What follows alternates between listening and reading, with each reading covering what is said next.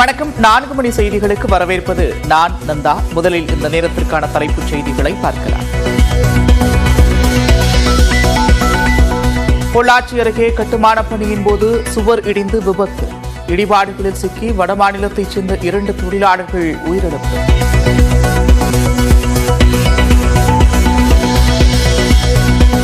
அண்ணா பல்கலைக்கழக மாணவி பாலியல் வன்கொடுமை வழக்கில் கைதான ஞானசேகரனின் கோட்டூபுரம் வீட்டில் லேப்டாப் பறிமுதல். செல்போனில் இருந்தது போல லேப்டாப்பிலும் ஆபாச படங்கள் இருந்ததாக தகவல்.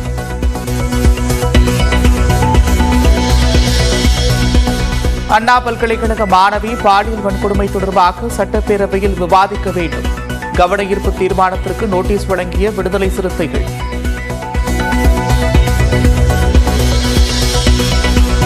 அண்ணா பல்கலைக்கழக பாலியல் வன்கொடுமை வழக்கில் மாணவி குறிப்பிட்ட சார் யார் என்று விசாரணை. பாலியல் வன்கொடுமை சம்பவத்தை வைத்து எதிர்க்கட்சிகள் அரசியல் செய்வதாகவும் கனிமொழி குற்றச்சாட்டு. பெஞ்சல் புயலை தீவிரமான இயற்கை பேரிடராக அறிவித்து தமிழ்நாடு அரசு. பேரிடர் மேலாண்மை துறை சார்பில் அரசுதல் வெளியீடு.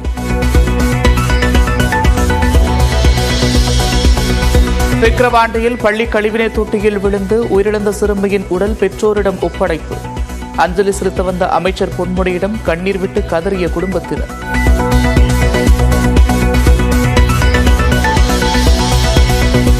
சிறுமி உயிரிழந்த வழக்கில் கைதான பள்ளி ஆசிரியர் ஏஞ்சலுக்கு 10ஆம் தேதி வரை நீதிமன்ற காவல். தாளர் விட்டா, முதல்வர் டொமினிக் மேரி ஆகியோருக்கும் ஜனவரி 10ஆம் தேதி வரை நீதிமன்ற காவல் விதித்து உத்தரவு. புதுக்கோட்டை தச்சங்குறிச்சியில் விறுவிறுப்பாக நடைபெற்ற ஜல்லிக்கட்டு போட்டி. அதிக காளைகளை பிடித்து மதுரையைச் சேர்ந்த ஸ்ரீதர் முதலிடம்.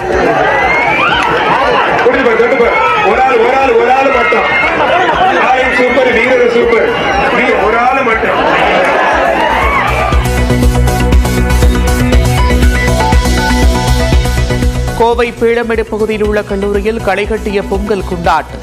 உற்சாகமாக நடனமாடி மகிழ்ச்சியை வெளிப்படுத்திய மாணவ மாணவி.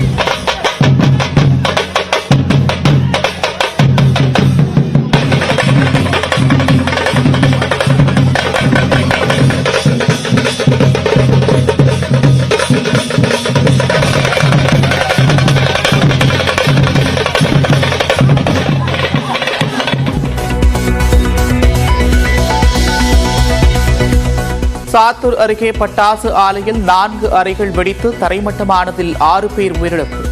உரிமையாளர்கள் 2 உட்பட 4 பேர் மீது 5 பிரிவுகளில் வழக்கு பதிவு.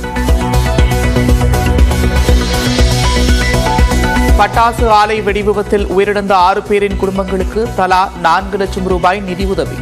காயமடைந்தவர்களுக்கு தலா 1 லட்சம் ரூபாய் வழங்கவும் முதலமைச்சர் மு க ஸ்டாலின் உத்தரவு. ஆம்ஸ்டாங் கொலை வழக்கில் கைதான சிலரை விடுவிக்க கோரிய மனுக்கள் மீது தற்போதைய நிலையில் விசாரணை நடத்த முடியாது. சென்னை முதன்மை அமர்வு நீதிமன்றம் நிராகரிப்பு.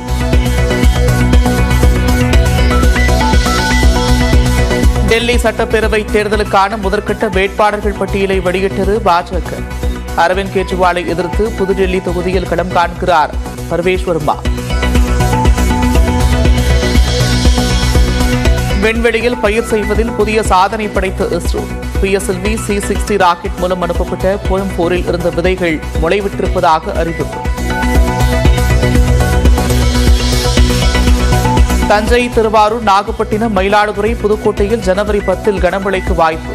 தமிழகத்தின் ஒரு சில இடங்களில் 2 நாட்கள் மிதமான மழை பெய்யக்கூடும் என்றும் வானிலை மையம் தகவல்.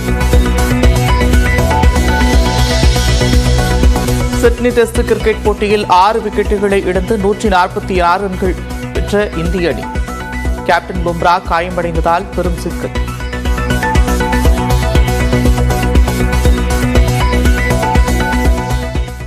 சென்னை அண்ணா பல்கலைக்கழக மாணவி பாலியல் வன்கொடுமை வழக்கில் கைதான ஞானசேகரனின் வீட்டிலிருந்து லேப்டாப்பை சிறப்பு புலனாய்வு குழுவினர் பறிமுதல் செய்திருக்கின்றனர். சென்னை அண்ணா பல்கலைக்கழகத்தில் மாணவி பாலியல் வன்கொடுமை செய்யப்பட்டது தொடர்பாக கோட்டூர்புரத்தைச் சேர்ந்த ஞானசேகரன் என்பவர் கைது செய்யப்பட்டார். இந்த வழக்கை உயர்நீதிமன்ற உத்தரவின்படி 3 பெண் IPS அதிகாரிகள் அடங்கிய சிறப்பு குழு விசாரணை நடத்தி வருகிறது. இந்நிலையில் கோட்டூர்புரத்தில் உள்ள ஞானசேகரனின் வீட்டில் சிறப்பு புலனாய்வு குழுவினர் 3 மணி நேரம் சோதனை நடத்தினர். இதில் லேப்டாப் பறிமுதல் செய்யப்பட்டதாகவும் அதில் ஆபாச படங்கள் இருந்ததாகவும் தகவல் வெளியாகியுள்ளது. அவர் பயன்படுத்திய பொருட்கள் சிலவற்றை போலீசார் ஏற்கனவே பறிமுதல் செய்தது குறிப்பிடத்தக்கது.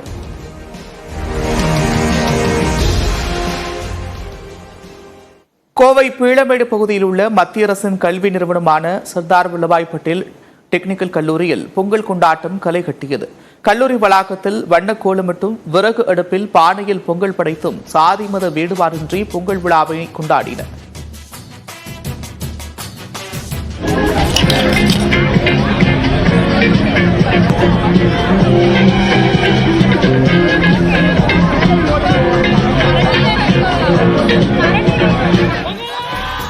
இதனையடுத்து மைதானத்தில் மேளதாளத்திற்கு ஏற்ப மாணவ மாணவிகள் குழுவாக ஆட்டம் போட்டு தங்கள் உற்சாகத்தை வெளிப்படுத்தினர்.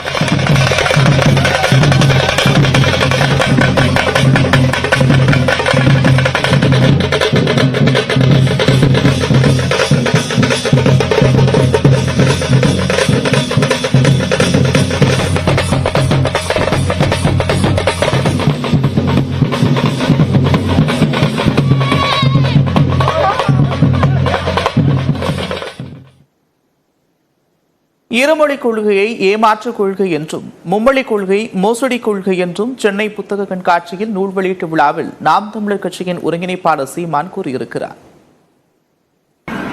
இந்திய அவர்கள் திணிப்பார்கள், இந்தியர்கள் இந்திய தேசியர்கள் அதை தடுப்பது போல் நடிப்பார்கள் திராவிட திருவாளர்கள். இந்திக்கு இங்கே ஆதிக்கமா? எல்லோரும் வாருங்கள் நாட்டினிலே. செந்தமிழுக்கு ஒரு தீங்கு வந்த பின்னும் இந்த தேகம் இருந்து ஒரு லாபம் உண்டோ? புரட்சி பாவலன் விட்ட அறைகூவலுக்கு எழுந்து தீந்தமிழுக்காக இந்த உடலை தின்ன கொடுப்பார்கள் தமிழ் தேயர்கள். சீனாவில் புதிதாக பரவி வரும் HMPV வைரஸால் என்னென்ன பாதிப்புகள் ஏற்படக்கூடும் என்பது குறித்து பொது மருத்துவர் மதுமிதா நியூஸ் 18 தொலைக்காட்சிக்கு அளித்த சிறப்பு நேர்காணலை தற்போது பார்க்கலாம். சைனாவில் புதிதாக வைரஸ் பரவிட்டு இருக்கு அப்படின்னு சொல்லப்படுது. அது உண்மையா? அது எது மாதிரி வைரஸ் பரவிட்டு இருக்கு மேடம்? கொரோனா வைரஸ் கிடையாது. இது ஒரு புது respiratory virus, human metapneumovirus சொல்லக்கூடிய வைரஸ். பட் இது புதுசுன்னு நான் சொல்ல மாட்டேன். இந்த virus is one of second most commonest virus which causes இந்த ரெஸ்பிரேட்டரி இன்ஃபெக்ஷன்ஸ் இன் கிட்ஸ். உலகத்துல அங்க சைனால வந்துருச்சுன்னா இப்போ எளிதா மற்ற இடங்களுக்கு வருவதற்கான வாய்ப்புகளும் இருக்கு. அப்போ இதை பத்தி ஸ்டடிஸ் இருக்கா? நம்ம பயப்படணுமா எப்படி மேடம்? ஸோ அந்த மாதிரி second commonest virus earlier used to be in the human metapneumovirus, HMPV சொல்ற virus. So it has been there and இதுக்கு antiviral treatment அப்படின்னு ஒன்றும் கிடையாது. பட் லைக் அந்த RSV வைரஸ், இதுவும் ஒரு சிம்பிளான வைரஸ்.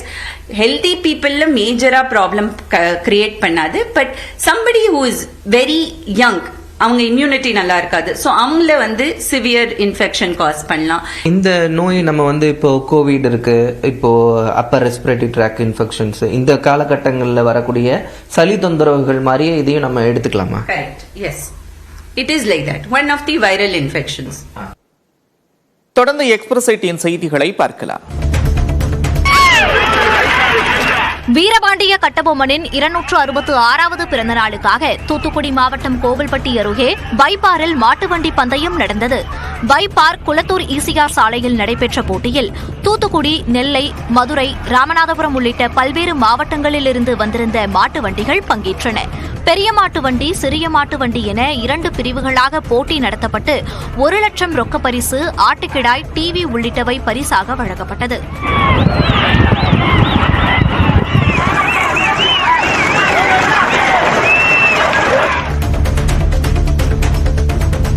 திருக்குறளை தேசிய நூலாக்க வலியுறுத்தி தற்காலிக பெண் ஆசிரியை ஒருவர் கடலைப்பரப்பில் திருக்குறளை எழுதி சாதனை படைத்துள்ளார். திருவள்ளூர் மாவட்டம் செங்கல் சூளைமேடு கிராமத்தைச் சேர்ந்த திலகவதி பாஸ்கர் சிறுதானியங்களிலும் சிறிய வண்ணக் கற்களிலும் திருக்குறளை எழுதியுள்ளார். இந்நிலையில் தற்போது கடலைப்பரப்பில் 5 நிமிடத்தில் 115 திருக்குறள்களை எழுதி இந்தியா புக் ஆஃப் ரெக்கார்ட்ஸில் சாதனை புத்தகத்தில் இடம் பிடித்துள்ளார். பல நூல் படைப்புகளுக்கு சொந்தக்காரரான இவர் 2024 வரிகளில் கவிதை, 100க்கு 100 கவிதை என பல்வேறு படைப்புகளை உருவாக்கியுள்ளார். திருப்பத்தூர் மாவட்டம் வாணியம்பாடி நகராட்சிக்கு உட்பட்ட அண்ணாநகர் 15வது வார்டு பகுதியில் நிலவும் சுகாதார சீர்கேட்டை போக்க நடவடிக்கை எடுக்கவில்லை என்று அப்பகுதி மக்கள் குற்றம் சாட்டியுள்ளனர். அண்ணாநகர் 15வது வார்டுக்கு குடிநீர், சாலை, கழிவுநீர் கால்வாய், திருவிளக்கு உள்ளிட்ட எந்த அடிப்படை வசதிகளையும் ஏற்படுத்தி கொடுக்கவில்லை என்று கூறப்படுகிறது. தினம்தோறும் நோய் நொடிகளோடு வாழ்வதாக பொதுமக்கள் வேதனை தெரிவித்துள்ளனர். எல்லாம் யாரும் சரி பண்ண மாட்டாங்க. கிளீன் சொன்னா கூட பார்த்துட்டு போயினே இருக்கிறாங்க, கிளீன் பண்ண மாட்டாங்க. அது எப்படி இருக்குது பாருங்க. ஒரு 2-3 மாசமா அப்படிதான் இருக்குது. பசங்களை வச்சுன்னு எப்படி இருக்கிறோம் தெரியுமா? நாங்கள் இந்த பக்கம் குழந்தைங்க விளையாடுதுங்க, வருதுங்க அந்த சாக்கடை தண்ணியிலே. கிருஷ்ணகிரி மாவட்டம் போச்சம்பள்ளி அருகே தென்னங்கன்றுகள் விற்பனை மீண்டும் சூடுபிடித்துள்ளது. புலியூர், அரசம்பட்டி, பாரூர், மருதேரி, பன்னந்தூர் உள்ளிட்ட பகுதிகளில் 150க்கும் மேற்பட்ட நர்சரிகள் உள்ளன. இங்கு ஆண்டுக்கு சுமார் 25 லட்சத்திற்கும் அதிகமான தென்னங்கன்றுகள் உற்பத்தி செய்யப்பட்டு பல்வேறு மாநிலங்களுக்கு அனுப்பப்படுகின்றன. மழை காரணமாக கடந்த சில நாட்களாக பாதிக்கப்பட்ட உற்பத்தி தற்போது மீண்டும் அதிகரித்துள்ளது. நெல்லை பாளையங்கோட்டையில் அரசு உதவி பெறும் பள்ளியின் முன்பு பேருந்தில் ஏற முண்டியடித்த மாணவர்களில் சிலர் அடுத்தடுத்து கீழே விழுந்தனர்.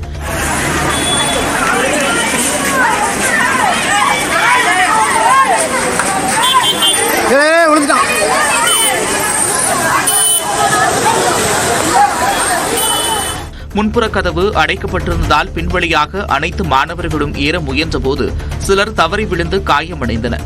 காலை, மாலை வேளைகளில் போதிய பேருந்துகளை இயக்க வேண்டும் என்று பொதுமக்கள் வலியுறுத்தியுள்ளனர். தேனி மாவட்டம் ஆண்டிப்பட்டி அருகே காட்டுப்பன்றிகளை வேட்டையாட வைத்திருந்த 14 நாட்டு வெடிகள் பறிமுதல் செய்யப்பட்டன. உப்புத்துறை கிராமத்தைச் சேர்ந்த மச்சக்காளை என்பவர் காட்டுப்பன்றிகளை வேட்டையாடி விற்பனை செய்வதாக காவல்துறைக்கு தகவல் கிடைத்தது.